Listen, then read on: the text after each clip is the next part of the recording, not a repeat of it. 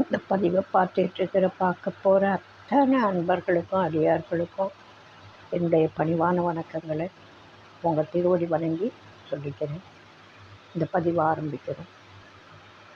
அன்பினை பெறுவாயாகில் அதர்மங்கள் அனைத்தும் நீங்கி துன்பமும் தவிர்ந்து போகும், துயரம் இங்கு உண்டோ சொல்வாய். இந்த பதிவில் நம்ம பார்க்க போகிறது, இது மார்கழி மாதமாக இருக்கிறதுனால திருப்பாவை திருவெம்பாவை பாடல்களை பார்க்கலாம். தொடர்ந்து இந்த 30 நாளைக்கும் இது சார்ந்த பதிவுகள் போடலாம் அப்படின்னு ஒரு ஆசை. 4வது நாள், மார்கழி 4ஆம் நாள் பாடலாக நம்ம திருப்பாவையிலேருந்து பார்க்கலாம்.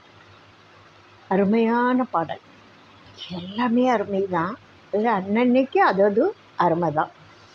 ஆழிமழை கண்ணா ஒன்று நீ கைகரவேல், ஆழியுள் புக்கு முகந்து கொடு ஆர்த்து ஏறி, ஊழி முதல்வன் உருவம் போல் மெய் கருத்து, பாழியந்தோளுடைய பத்மநாபன் கையில் ஆழி போல் மின்னி வலம்புரி போல் நின்றதிர்ந்து, தாழாதே சாரங்கம் உதைத்த சரமழை போல் வாழ உலகினில் பெய்திடாய். நாங்களும் மார்கழி நீராடு மகிழ்ந்தேலோர் எம்பாவாய். மார்கழி நீராட மகிழ்ந்தேலோர் எம்பாவாய். இப்போ ஒரு மழை பெய்யுது. மழையை பற்றி விசும்பின் துளி வீழின் அல்லால் மற்ற அங்கே பசும்புல் காண்பது அறிவு, வள்ளுவர் பெருந்தகை சொல்லியிருக்கார்.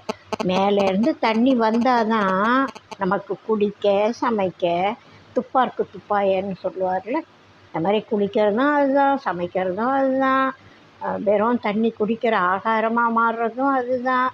சகல வேலைக்கும் தண்ணி தேவை. தண்ணி இல்லைன்னா ஒன்றுமே இல்லை. நமக்கு மட்டும் இல்லை, அத்தனை ஜீவன்களுக்கும், உயிருள்ள அத்தனை பொருட்களுக்கும் மழை இல்லைன்னா ஒன்றுமே இல்லை. புல் இல்லைன்னு வச்சுக்கோங்க, எந்த உயிரினம் உயிரோடு வாழ முடியும்? நீர்நிலைகள் இல்லைன்னா நீர்வாழ் உயிரினங்கள் இருக்குமா? பறவைகளுக்கு உணவு இருக்குமா? விலங்குகளுக்கு உயிரினங்கள் மற்ற உயிரினங்களுக்கு இருக்குமா? நம்ம எல்லா அறிவும் நமக்கு இருந்தால் கூட தண்ணி இல்லைன்னா நம்மளால் ஏதானும் செய்ய முடியுமா? ஒன்றுமே இல்லாமல் ஆயிடும். தண்ணி இல்லைன்னா புல்லே முளைக்காதுன்னா வேறு எதுவுமே இல்லை அப்படின்னு அர்த்தம். அரங்க இந்த உலகம் இருக்கிறது